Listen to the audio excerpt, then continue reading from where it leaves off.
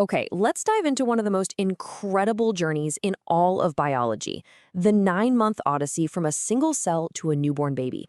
But hey, this isn't just a cool story. This is a high-stakes, super important topic for your CUET exam, and today, we're going to crack it wide open, step by step. So, here's our game plan. We'll start at the very beginning, with conception. Then we'll track that first crazy week of development, get to know the placenta, cover the grand finale of birth, and then wrap up with a rapid-fire section to make sure this is all locked in for your exam. Let's get started. Section 1. Our story begins right here, at the exact biological moment that two tiny cells fuse together to create a brand new, totally unique individual. This is literally the starting gun for a 9-month developmental race. Just think about that for a second. One sperm, one egg, and in a matter of days, you have a complex multicellular embryo already forming.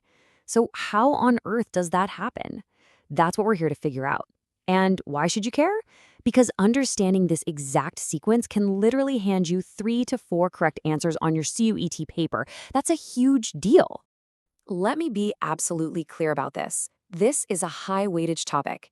Exam setters love asking about this process, especially in sequence-based MCQs, and questions about how hormones control everything.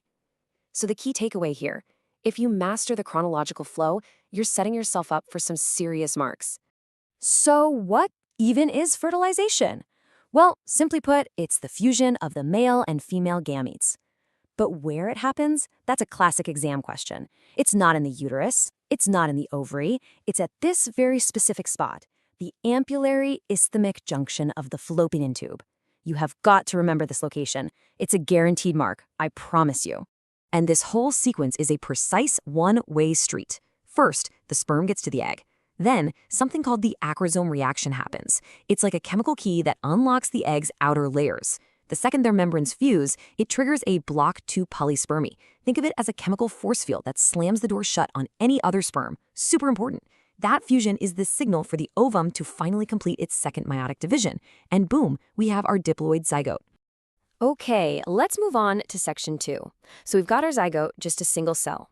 But what happens in those first 7 days? This is a time of unbelievably fast change, and you better believe every single step is a potential MCQ. This timeline shows the process of cleavage perfectly. It's just a series of really fast cell divisions. That single-celled zygote becomes 2 cells, then 4, then 8. By about day 4, it's a solid little ball of 16 to 32 cells called a morula. Then it develops into a hollow ball, the blastocyst, which is all ready for its next big mission around day 6 or 7, implantation. Now, let's zoom in on this blastocyst because diagram-based questions on this are super common. It's not just a random ball of cells. It has 2 very distinct parts. That outer layer, that's the trophoblast. Its job is to dig into the uterine wall and help form the placenta. And that little cluster of cells on the inside, that's the inner cell mass. That's what's going to become the embryo itself. So implantation is that big moment when the blastocyst attaches to and burrows into the uterine lining, called the endometrium.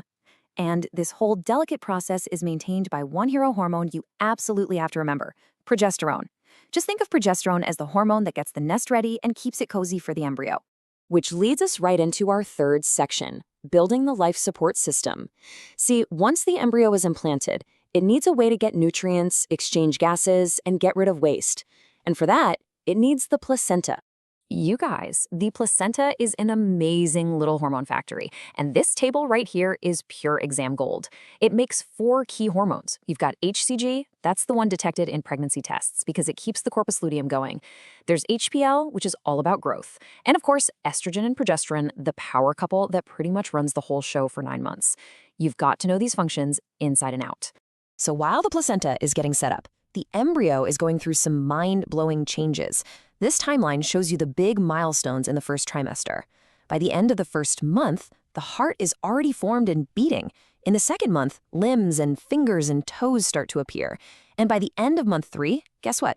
All the major organ systems are in place. Incredible, right? And now we jump to the grand finale of these 9 months, section 4, the dramatic process of birth, which we call parturition, and the super important stuff that happens right after. Childbirth, or parturition, isn't just a random event. It's a very precisely controlled neuroendocrine mechanism. It all gets started by signals from the fully developed fetus and the placenta. The trigger has a name, and you need to know it: the fetal ejection reflex. This is what kicks off the whole hormonal cascade. And what is that cascade? It's a powerful positive feedback loop, and the star of the show is oxytocin. So the initial reflex makes the pituitary release oxytocin. That oxytocin causes stronger uterine contractions, which in turn tells the pituitary, hey, send even more oxytocin. This loop just gets stronger and stronger until the baby is born. It's a rare and classic example of positive feedback in our bodies. Okay, after birth comes lactation.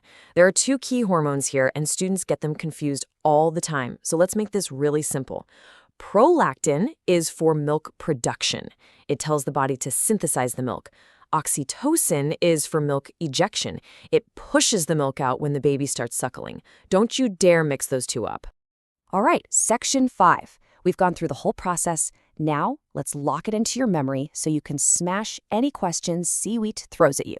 It's time for the rapid-fire review. Let's go. Here is memory trick number 1, and it is a lifesaver. For lactation, just remember this simple phrase: pro makes, oxy pushes. Say it with me now. Prolactin makes the milk, oxytocin pushes it out. It's simple, it's effective, and you won't forget it on exam day. And what about the 4 main jobs of the placenta? Just use the acronym NREE. NREE. What does it stand for? Nutrition, respiration, excretion, and endocrine. NREE. A super quick and easy way to remember all 4. Okay, focus up. This is very important. Let's go over the common traps. I see these mistakes year after year. First, confusing prolactin and oxytocin. We just fixed that. Forgetting what the morula is, a solid ball of cells. And a huge one, thinking the oxytocin loop is negative feedback. No, it is one of the very few positive feedback loops in human biology. Do not fall for these tricks. All right, let's do one last rapid-fire recap. These are the 5 points you absolutely must take with you into the exam hall. 1. Fertilization site is the ampullary isthmic junction. 2. Trophoblast is for implantation.